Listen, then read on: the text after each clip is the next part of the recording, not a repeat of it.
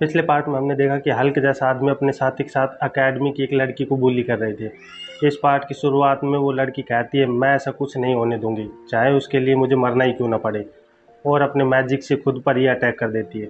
पर हल्क जैसा आदमी तेजी से उसके पास आता है और उसके सर को पकड़कर उसकी स्पिरिचुअल एनर्जी को लॉक कर देता है, और लड़की अपनी पावर का इस्तेमाल नहीं कर पाती।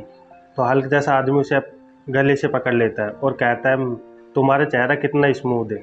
तो लड़की सोचती है, मेरी किस्मत में शायद आज यही लिखा है, सीनियर सिस्टर। तभी बाई बोलता है, इसके डायजॉग पॉइंट पे मारो। इस वक्त बाई गायब होता है और लड़की की स्पिरिचुअल एनर्जी को अनलॉक कर देता है।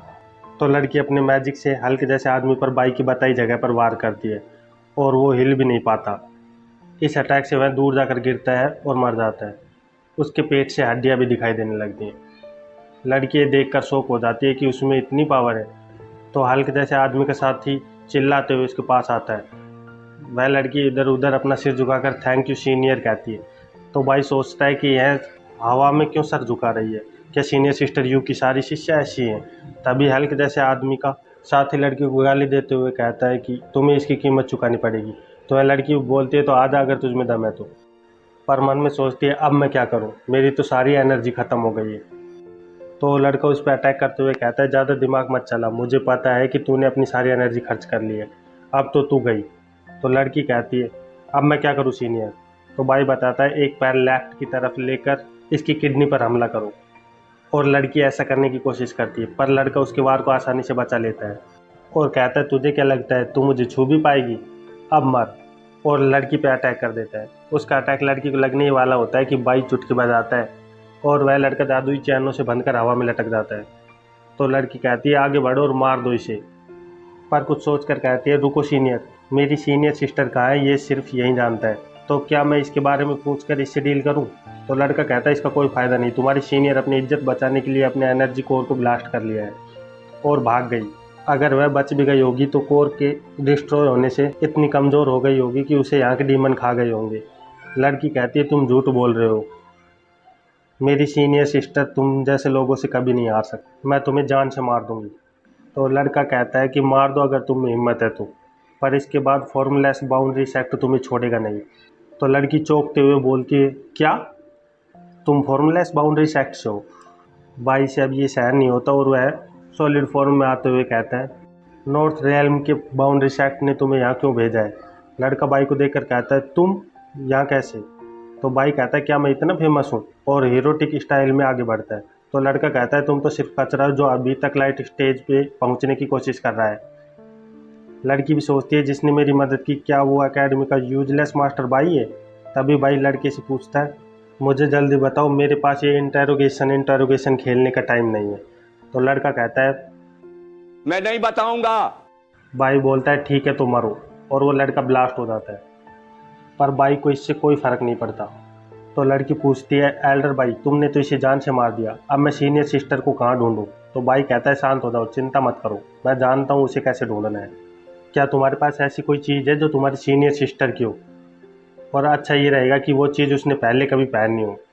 तो लड़की एक रुमाल दिखाते हुए कहती है, यह रुमाल सीनियर सिस्टर ने मेरे लिए बनाया है। तो बाई अपने मैजिक से एक बर्ड बनाकर कहता है, जाओ इस रुमाल के मालिक को ढूंढो। और लड़की कहती है, all the best little bird. और वह जादुई बर्ड सीनियर सिस्टर को ढूंढने निकल जाती है। थोड़ी ही देर में सीनियर सिस्टर उसे एक गड्ढे में गिरी हुई मिलती है, जहाँ सीनियर सिस्टर सोच रही थी, किसे पता था कि मैं उन बदमाशों से बचने के बाद यहाँ पर गिर जाऊँगी। अब तो मेरा एनर्जी कोर भी ख़त्म हो गया है, मुझे तो लगता है ये 20 फीट का गहरा गड्ढा ही आज मेरी कब्र बनेगा। आई वंडर कि रेयो सेफ होगी। तभी आवाज़ आती है, सीनियर सिस्टर क्या तुम नीचे हो। तो सीनियर पूछती है, यून रेयो, क्या ये तुम हो। तो रेयो भाई से कहती है, एल्डर भाई, सीनियर सिस्टर यहीं नीचे है। भाई बोलता है, हाँ पर वो बहुत बुरी तरह घायल है। रेयो कहती है, मैं भी नीचे जाकर उन्हें बचाती हूँ। तो भाई कहता है, ज़्यादा हेस्टी मत बनो, मैं करता हूँ, और मैजिक करने लगता है। तो रेयो ये देख कर चौंक जाती है और सोचती है, ये तो एक सोरिंग तालिस्मान है, और मैजिक तेजी से गड्ढे की ओर जाने लगता है। सीनियर सिस्टर भी मैजिक को अंदर आते हुए देखती है और सोचती है, बुलबुले ये मुझे उठाकर कहाँ ले जा रहे हैं, और वो बुलबुले सीनियर को ऊपर लाने लगते हैं। तो रेयो सीनियर सिस्टर को देखकर खुशी से उछलने लगती है और भाग के उसे गले लगा लेती है। तो सीनियर कहती है, ठीक है, मैं अब ठीक हूँ। और बाई से कहती है, मैं युग से आपको धन्यवाद करती हूँ इसे बचाने के लिए। तो रेयू भी थैंक यू बोलती है। फिर बाई अपने हाथ से एक दवाई निकाल कर कहता है पहले अपने घाव सही कर लो। तो युक्सिसुक चाहते हुए कहती है ये तो 5 तत्वों की यून कल्टीवेशन दवाई है। एल्डर बाई ये एकेडमी की पिल डिपार्टमेंट का एक खजाना है, मैं इसे यूज नहीं कर सकती। तो बाई कहता है कोई भी चीज़ किसी की जान से ज़्यादा कीमती नहीं हो सकती, और वैसे भी ये दवा मुझे किसी ने फ्री में ही दी है, तो तुम इसे ले सकती हो। तो रेयू दवा लेकर रॉक्सी को देती है और एल्डर बाई को थैंक यू कहती है। फिर रॉक्सी को दवा खिलाने लगती है। दवा खाते ही उसका असर चालू हो जाता है। तो रॉक्सी कहती है ये तो सच में एक खजाना है, मेरे पैर का घाव तो तुरंत ठीक हो गया। और बाई से कहती है एल्डर बाई मैं इस एहसान को हमेशा याद रखूंगी और किसी न किसी दिन यह एहसान का बदला ज़रूर चुकाऊंगी। तो बाई कहता है मैं इसके बदले में कुछ नहीं चाहता, पर तुम्हारी ताकत के अनुसार तुम्हें यहाँ नहीं होना चाहिए। तो पहले मुझे यह बताओ कि तुम कुंग वू के एबस में क्या कर रही हो। दोनों लड़कियाँ ये सुनकर एक दूसरे की तरफ देखने लगती। और फिर हमें क्विंगलन पीक पे सूलियो को दिखाया जाता है, जो अपनी बुक पढ़कर थक चुकी है और सोचती है मुझे तो लगता है कि अब मैं कल्टीवेशन की अगली स्टेज पर पहुंचने ही वाली हूँ। और तभी उसे किसी के आने का आभास होता है, तो वह चौंक जाती है और गेट की तरफ आते हुए सोचती है पक्का कोई मास्टर की गैर हाजिरी में क्विंगलन पीक पे प्रॉब्लम पैदा करने आया है।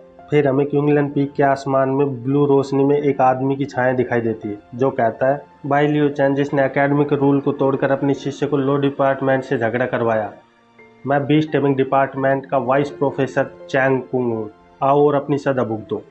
और इसी के साथ इस चैप्टर का अंत हो जाता है। आगे की कहानी हम अगली वीडियो में देखेंगे, जो मैं जल्दी ही डाल दूंगा। सीरीज पसंद आ रही है तो सब्सक्राइब करो। मिलते हैं नेक्स्ट पार्ट में।